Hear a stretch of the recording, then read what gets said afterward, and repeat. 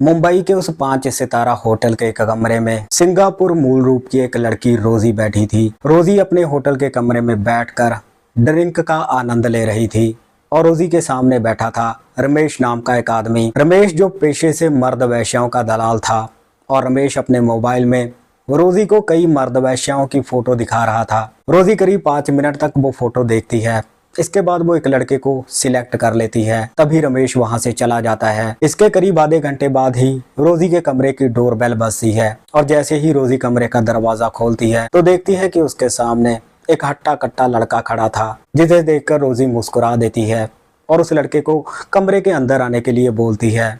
अब लड़का कमरे के अंदर आ जाता है। अंदर आ जाने के बाद रोजी उस लड़के को ड्रिंक ऑफर करती है। अब दोनों मिलकर ड्रिंक करने लगते हैं, लेकिन इसके थोड़ी देर बाद ही रोजी तो लड़के के साथ अश्लील छेड़खानी शुरू कर देती है। वो लड़का भी रोजी का अश्लील छेड़खानी में साथ देने लगता है। अब थोड़ी देर तक अश्लील छेड़खानी करने के बाद वो लड़का अपने और रोजी के सारे कपड़े निकाल देता है और रोजी के साथ जिस्मानी संबंध बनाने लगता है। लेकिन संबंध बनाने का ये खेल सिर्फ 2 मिनट ही चलता है, क्योंकि 2 मिनट में ही वो लड़का ढेर हो जाता है। ये देखकर रोजी गुस्से में आ जाती है। तभी रोजी उस लड़के को डांटने फटकारने लगती है। रोजी उस लड़के को बोलती है कि मैंने इतना पैसा खर्च किया है और तुमने तो सिर्फ 2 मिनट का ही काम किया है, ऐसा नहीं चलेगा। अब इसके बाद रोजी अपने पर्स में से कुछ दवाएं निकालती है और उस लड़के को खाने के लिए बोलती है। वो लड़का उन दवाओं को ड्रिंक के साथ ही खा लेता है। दवा खाने के करीब 5 मिनट बाद ही वो लड़का रोजी के साथ अश्लील छेड़खानी शुरू कर देता है। ये देखकर रोजी समझ जाती है कि दवाओं ने अपना काम करना शुरू कर दिया है। तभी रोजी उस लड़के को अपने बेड पर खींच लेती है। इसके बाद वो लड़का रोजी के साथ जिस्मानी संबंध बनाने लगता है, लेकिन वो लड़का इस बार रोजी के मुताबिक उसके साथ संबंध बना रहा था। वो लड़का बड़े ही दर्दनाक तरीके से रोजी के साथ संबंध बना रहा था। रोजी की आवाजें पूरे कमरे में गूंजने लगती हैं, लेकिन वो लड़का ताबड़तोड़ तरीके से रोजी के साथ संबंध बनाने में लगा हुआ था। संबंध बनाने का ये खेल 20 मिनट तक ऐसे ही चलता है। इसके बाद दोनों शांत हो जाते हैं। तभी वो लड़का अपने कपड़े पहनकर वहां से चला जाता है। दोस्तों, ये घटना मुंबई की है, जहां पर सिंगापुर मूल रूप की एक लड़की रोजी को भारतीय मर्दों के साथ संबंध बनाने की लत लग जाती है। वो हर रोज नए नए मर्दों के साथ संबंध बनाती है और इस घटना के आखिर में कुछ ऐसा होता है जिसे सुनकर सबके रोंगटे खड़े हो जाते हैं। आप भी घटना में अंत तक बने रहिएगा। आदाब, नमस्कार, सत श्री अकाल। दोस्तों, बहुत बहुत स्वागत है आपका। मैं हूं आपका होस्ट और दोस्त रविंदर और आप देख रहे हैं CHD क्राइम सफर का एक नया एपिसोड। मैं उम्मीद करता हूं आप सब ठीक ठाक होंगे। दोस्तों, ये चैनल अभी छोटा है, इसे आपके प्यार और सपोर्ट की बहुत ही ज़्यादा ज़रूरत है। इसीलिए वीडियो को देखने से पहले मैं आपसे ये रिक्वेस्ट करता हूं कि चैनल को सब्सक्राइब और वीडियो को लाइक कर दें। 3 जनवरी 2012 बिहार का जिला पटना में ही एक गांव पड़ता है जिसका नाम है बिलालपुर। इसी बिलालपुर में एक गरीब परिवार रहा करता था, जिसके मुखिया का नाम था धनीराम। धनीराम के परिवार में उसकी पत्नी के अलावा 4 बेटे थे, जिनमें सबसे बड़े बेटे का नाम हिमांशु था। धनीराम अपने परिवार का भरण पोषण करने के लिए सब्जी की रेडी लगाते थे, जबकि उनका बड़ा बेटा हिमांशु गांव के किसी रसूखदार आदमी का ट्रैक्टर किराए पर लेकर उसे चलाता था। जबकि धनीराम के बाकी के 3 बेटे अभी पढ़ाई कर रहे थे। हिमांशु बचपन से ही दोहरी काया का था। जवान होते होते वो काफी हट्टा कट्टा हो गया था। देखते ही देखते हिमांशु की शादी की उम्र हो जाती है।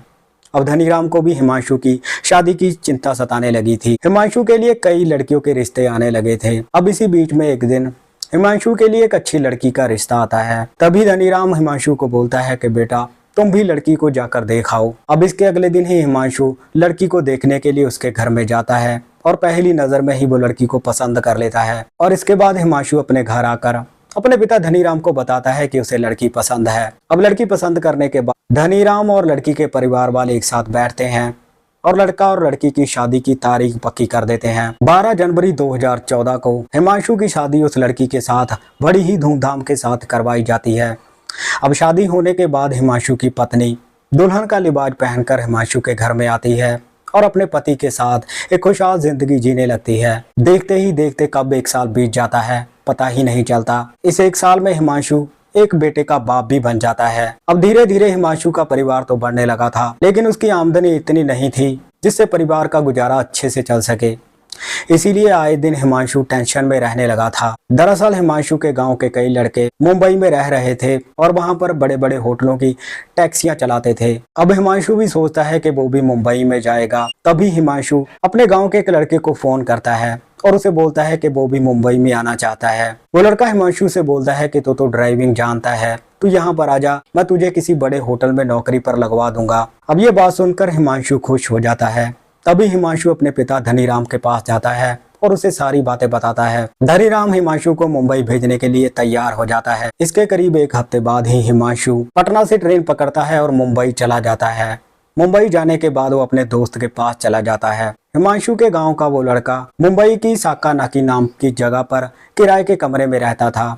अब हिमांशु अपने दोस्त के कमरे में ही रहने लगता है। कुछ दिनों तक तो वो अपने दोस्त के कमरे में रहता है। इसके बाद हिमांशु का दोस्त उसे एक दिन मुंबई के एक बड़े होटल में लेकर जाता है और वहां पर उसकी नौकरी लगवा देता है। हिमांशु का काम था कि जितने भी टूरिस्ट उस होटल में आते थे उन्हें मुंबई में घुमाना और फिर वापिस होटल में छोड़ देना। हिमांशु अपने काम पर लग जाता है। देखते ही देखते 6 महीने बीत जाते हैं। इन 6 महीनों में हिमांशु ने बहुत सारा पैसा कमाया था। दरअसल जितने भी टूरिस्ट उस होटल में आते थे वो टिप के रूप में हिमांशु को ढेर सारे पैसे देते थे। देखते ही देखते 6 महीने बीत जाते हैं। इन 6 महीनों में हिमांशु ने ढेर सारा पैसा कमाया था और उसने बहुत सारे पैसे अपने घर पर भी भेज दिए थे, जिसकी वजह से उसके घर की स्थिति भी ठीक हो रही थी। अब हिमांशु के परिवार वाले और हिमांशु दोनों ही खुश थे। अब देखते ही देखते हिमांशु को उस होटल में नौकरी करते हुए 1 साल बीत जाता है। इस 1 साल में हिमांशु ने बहुत सारा पैसा कमा लिया था। अब 1 साल बीत जाने के बाद हिमांशु को एक दिन अपने बीवी और बच्चे की याद आती है। तभी हिमांशु होटल से 15 दिनों की छुट्टी लेकर मुंबई से पटना बिलालपुर अपने गांव अपने घर में चला जाता है। घर में जाने के बाद वो अपने परिवार के साथ 15 दिन बिताता है। 15 दिन परिवार के साथ बिताने के बाद हिमांशु फिर से मुंबई में चला जाता है और अपनी नौकरी करने लगता है। अब इसी बीच में एक दिन उस होटल में सिंगापुर मूल रूप की एक लड़की रोजी आती है। रोजी जो दिखने में बेहद सुंदर थी। अब रोजी को होटल में रुके हुए 3 दिन बीत चुके थे। तभी एक दिन रोजी रात के समय होटल वालों से टैक्सी वाले का नंबर लेती है और वो टैक्सी वाला था हिमांशु। रोजी हिमांशु को फोन करके बोलती है कि मेरा एक गेस्ट आ रहा है, तुम उसे लेकर आओ। रोजी हिमांशु को उस गेस्ट का मोबाइल नंबर भी दे देती है और हिमांशु कुछ ही देर में रोजी द्वारा बताए हुए पते पर पहुंच जाता है। वहां पे उसे एक लड़का मिलता है। वो लड़का हिमांशु की गाड़ी में बैठ जाता है और हिमांशु उस लड़के को होटल में लाकर छोड़ देता है। होटल में आने के बाद वो लड़का सीधा रोजी के कमरे में चला जाता है और करीब 1 घंटा रोजी के कमरे में बिताने के बाद वो वापिस आता है और हिमांशु की टैक्सी में बैठ जाता है। इसके बाद हिमांशु बताए हुए पते पर उसे छोड़ देता है। अब रोजी को होटल में आए हुए 15 दिन बीत जाते हैं। हिमांशु देखता था कि रोजी हर रोज ही नए नए गेस्टों को अपने कमरे में बुलाती थी और थोड़ी देर बाद ही उन्हें वापस भेज देती थी। हिमांशु ये बातें अभी सोच ही रहा था कि तभी रोजी का फोन उसके पास आता है। रोजी उसे बोलती है कि मेरा एक और गेस्ट आ रहा है, तुम उसे लेकर आओ। अब हिमांशु रोजी के द्वारा बताए हुए पते पर पहुंच जाता है। वहां जाकर हिमांशु देखता है कि एक भारतीय लड़का था। वो भारतीय लड़का हिमांशु की टैक्सी में बैठ जाता है। अब बीच रास्ते में हिमांशु और उस लड़के में बातचीत का सिलसिला शुरू हो जाता है। तभी हिमांशु बातों बातों में उस लड़के से पूछता है कि आखिर ये रोजी मैडम रात को कौन सी मीटिंग करती है। ये हर रोज नए नए लड़कों को अपने कमरे में बुलाती है और थोड़ी ही देर बाद उन्हें वापस भी भेज देती है। हिमांशु की ये बात सुनकर वो लड़का हंसने लगता है। तभी वो लड़का हिमांशु को बताता है कि सिंगापुर की ये मैडम भारतीय मर्दों की शौकीन है। वो हर रोज नए नए मर्दों को अपने कमरे में बुलाती है और उनके साथ संबंध बनाने के बदले में उन्हें ढेर सारे पैसे देती है। ये बात सुनकर तो हिमांशु के होश उड़ जाते हैं। हिमांशु सोचने लगता है कि ये सब भी यहाँ पर चलता है। अब इसके थोड़ी देर बाद ही टैक्सी होटल में पहुंच जाती है और वो लड़का टैक्सी से उतरकर रोजी के कमरे में चला जाता है। जाने के करीब 1 घंटे बाद ही वो वापिस आता है और हिमांशु बताए हुए पते पर उसे छोड़ देता है। अब जैसे ही रात होती है तो रोजी हिमांशु को फोन करके बोलती है कि कल सुबह मुझे कहीं पर जाना है, तुम गाड़ी को तैयार रखना। हिमांशु गाड़ी को तैयार करके पोर्च में खड़ी कर देता है। तभी रोजी वहां पर आती है। रोजी आज दिखने में बहुत सुंदर लग रही थी। रोजी को देखकर हिमांशु दंग रह जाता है।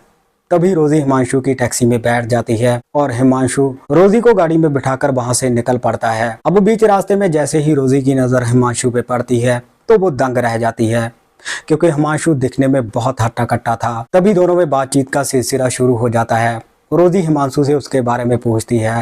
हिमांशु अपने बारे में उसको सारी बातें बताता है। तभी इनकी टैक्सी होटल में वापस आ जाती है। जैसे ही टैक्सी होटल में पहुंचती है रोजी गाड़ी से उतरती है तो हिमांशु को बोलती है कि क्या तुम ड्रिंक वगैरह कर लेते हो।